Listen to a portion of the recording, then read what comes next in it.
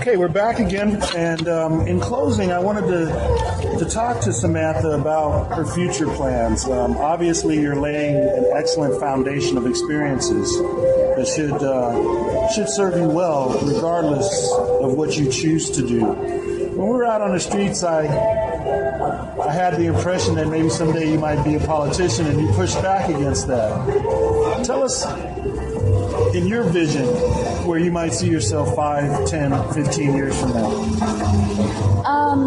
My vision is very blurry.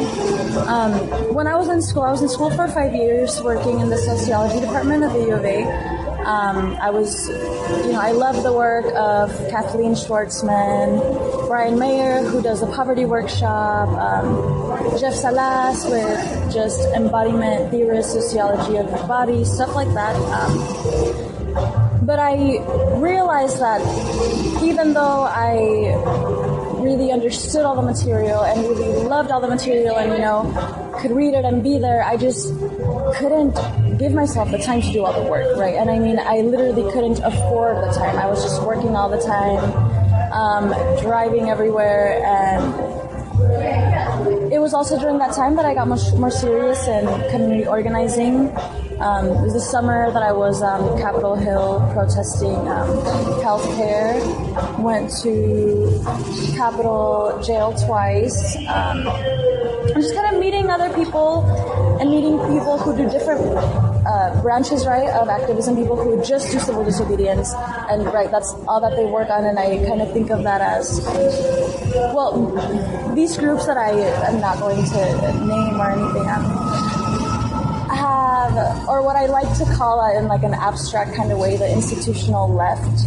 I sometimes feel that they have all these mandates that they like to give to the people that they recruit, and they kind of have these huge fundings and just all this money. And I think that when you're doing activism without reflection or without the critical thinking, then it gets lost, right? Then it's just a thing that keeps happening and doesn't get You're much almost done. mimicking your oppressor or emulating your oppressor. Right. And then in those same organizations, then the white supremacy or the, microaggressions, or just like people of color don't have power over their narratives when there's so much money involved and so many orders given.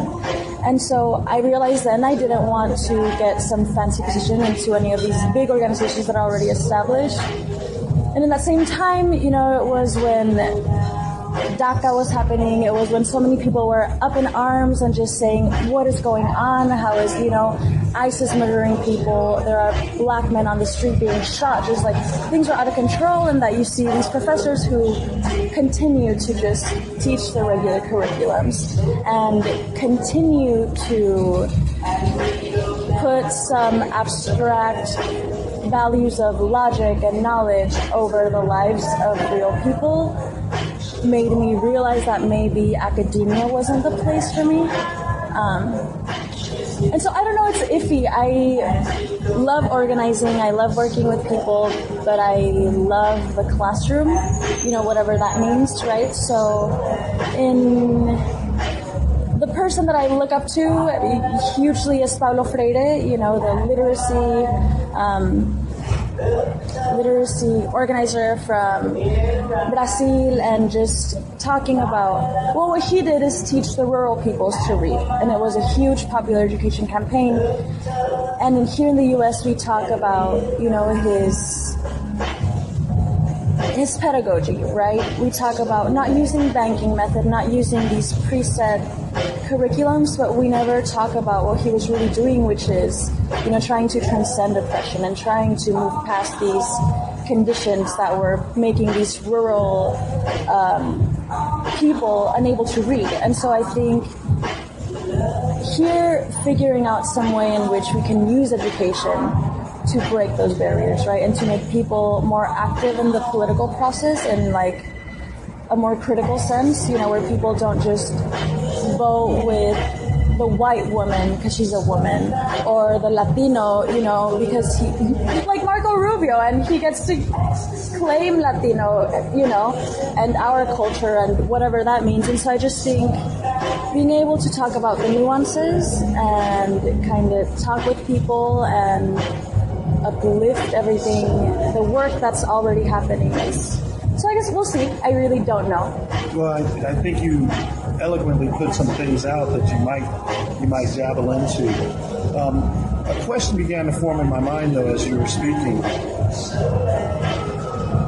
What ideas come to your mind about how we might address this problem of literacy?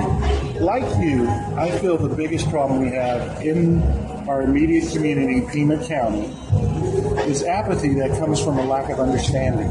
Mm-hmm. Of course, I caught you extemporaneously on the street. Right, after yoga class. Yeah, after yoga class. But I'm going to ask you anyway, how would you address that in a crunch? In a crunch? Yeah, like now. With money. I think that materiality is absolute. I think that Medicaid needs to be expanded. I think that the federal government needs to just give money to public education. I think what's happening with the charter schools, what's happening I seriously think it's just money. I don't know that it's apathy so much as it is geographic segregation. Just in the U.S., I feel like the U.S. replicates the inequality that is found throughout the whole world, and that because the United States has been such an imperialist power in creating inequalities outside of itself by exploiting the people inside, I think that the only way is to give reparations to Black communities and Indigenous communities. And I think that as far as immigrant issues, I think when we talk about open borders, not in this abstract sense, but everyone who is here and who is working needs right representation from the law. So that would mean everyone needs documentation. Everyone needs to be here and be present. Because I think that when I think of oppression, and I think of world system, and I think, I usually think from modernity, right? From Marx, from Adam Smith, from when the U.S. started, because I think that's when this whole issue that we're in now started. I like to think that if we look at the whole world, people are oppressed under 3 categories, and it's that if you're a Black person, if you're an Indigenous person, or if you're an immigrant / laborer, right? Because that is the way that they oppress us. And I have dropped any kind of feminist identification, because I feel like always, if you look throughout history, the feminist movement has been one about putting women's issues in an abstract sense over real state violence of communities that were there, right? It's not like there's an island where women live by themselves. Women live in other communities, and so I focus all of my work, at least in a framework kind of way, if I cover those 3 bases to me, and also cover the issues, right? Like the gender dichotomy, and saying trans people have existed in other cultures. They are not this new creation, and if they are oppressed today, it is because of this evil capitalist world, right? And just kind of bringing light to those things. And I think money, I think open borders, and I think that's it.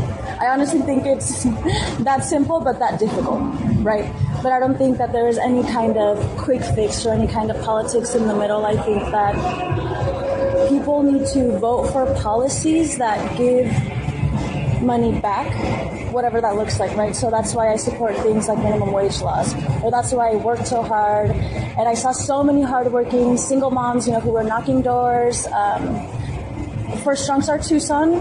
And that's how you meet just so many women who are out here doing the thing, right? Because they believe that just, if you just pass this one little law, but little by little, we get it all back.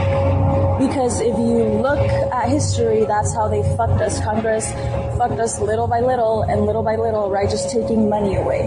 And I think the biggest problem in every sense is the tax bracket, but I think that it takes the centering of Black voices, Indigenous voices, and immigrant voices in the fight.